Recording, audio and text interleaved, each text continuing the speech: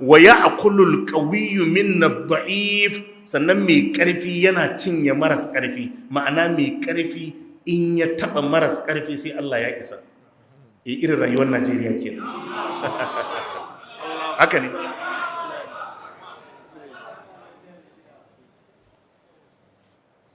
Kai yanzu ka isa ka ce za ka yi shari'a da wani dan majalisa? A baki ne za a ce yancinku ɗaya, amma kai ma ka san a Najeriya cewa yancinku ba ɗaya ba ne. A ƙarya ne, kai ma ka san ba ɗaya ba ne. Wadda mutum a Najeriya ana zuwa a kama shi a tafi da shi ya yi kwanaki bai ma san akan me aka kama shi ba tukunna? Bai ma san me ya haɗa shi da wa ma me ma ya yi ma tukunna bai ma sani ba.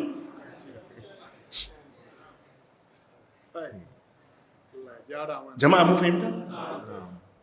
To abu na farko shine hakkin Allah. Fa kunna ala zalik, yace to muna rayuwa haka a wannan jahiliyar hatta ba'atha Allahu ilaina rasulan minna.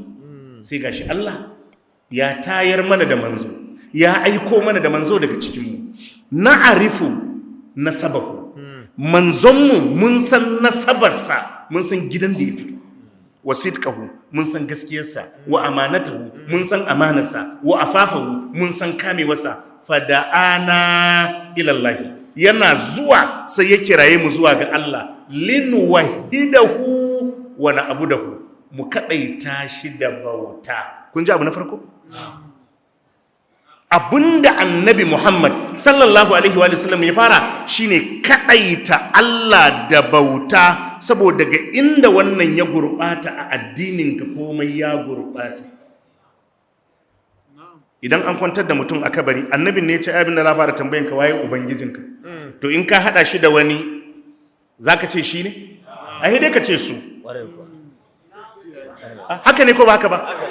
Shi dai wala kiri zai tambaye ka ne, sunansa nakir, ya zo a cikin hadisin al'imamu Tirmidhi, munkar wa nakir.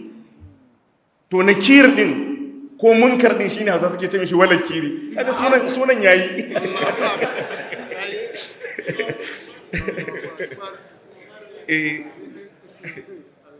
Abinda za a tambaye ka man rabbuka waye ubangijinka, kaga ɗaya kenan.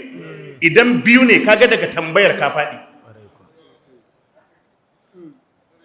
In ka hada shi da wani, kaga su da su tambaye ka waye ubangijinka, kaga ubangiji ɗaya ne, kai kuma biyu ko uku ko hudu ka bauta.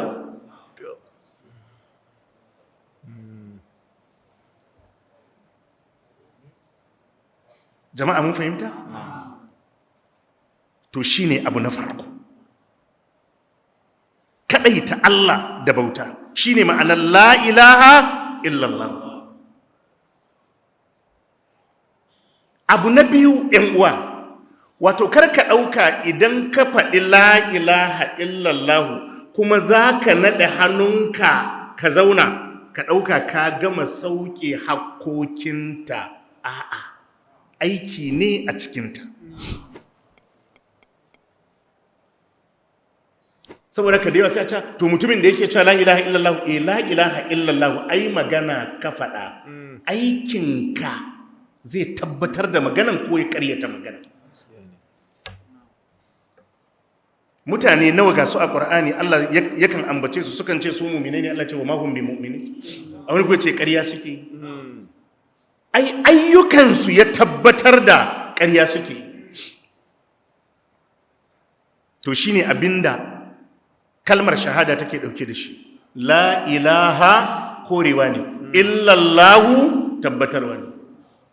Saboda haka ba a cewa ka yarda Allah shi kaɗai ne abin bauta, gobe kuma a ganka kana kiran wani koma bayan Allah. Kaga ai la ilaha illallah bata cika ba, to dole sai ta cika. Saboda haka faɗinka na la ilaha illallah, faɗinka na Muhammadun Rasulullah alaihi salatu wassalam, to wannan bai nuna ka gama aikin ba. Akwai hakkokin da suke da shi da sharuɗa da komai wadda sai ka sauke su. Yarda ba abin bauta da gaskiya sai Allah, sannan kore tunkuɗe duk wani abu kuma da ake bautawa koma bayan Allah.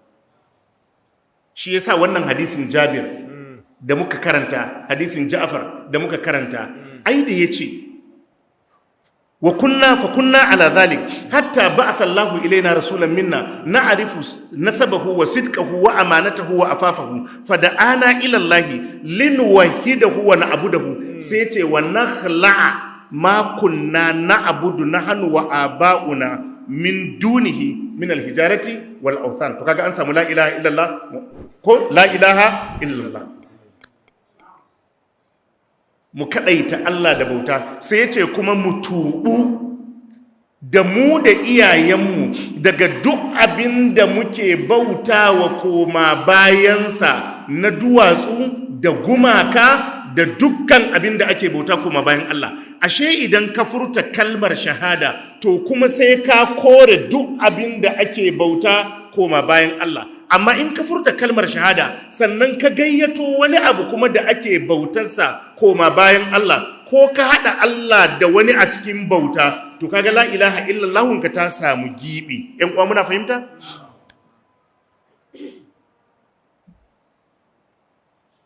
Fada'ana ilallahi linwahidahu, don mu kadaita shi da bauta, wa na'budahu mu bauta mishi. Sai yace wa nakhla ma kunna na'budu nahnu wa aba'una, sannan mu tubu daga abinda muke bauta da mu da iyayenmu min dunihi koma bayan Allah, min alhijarati na duwatsu wal awthan da kuma sauran ababan da ake bauta musu koma bayan Allah. Ashe kenan in ka rungumi la ilaha illallah sai ka barranta kuma daga duk wani abu da ake bauta mishi koma bayan Allah. Shi yasa annabi Ibrahim Allah ke bada labarinsa a cikin suratul Zukhruf, wa idh qala Ibrahimu li abihi wa qaumihi innani bara'un mimma ta'budun. Innani bara'un mimma ta'budun illa alladhi fatarani fa innahu sayahdi. Allah yace wa idh qala Ibrahimu li abihi wa qaumihi, ka tuna lokacin da annabi Ibrahim ya ce wa babansa da mutanensa, innani bara'un mimma ta'budun, na barranta, na yi bara'a ma duk abin da kuke bautawa. Sai ya ce illallazi fatarani, wadda na rike kawai iya wadda ya halicce ni, ya kage halitta na. Kaga la ilaha illallah ta shigo. Innani bara'un mimma ta'budun shine la ilaha illa allazi fatarani, shine illallah.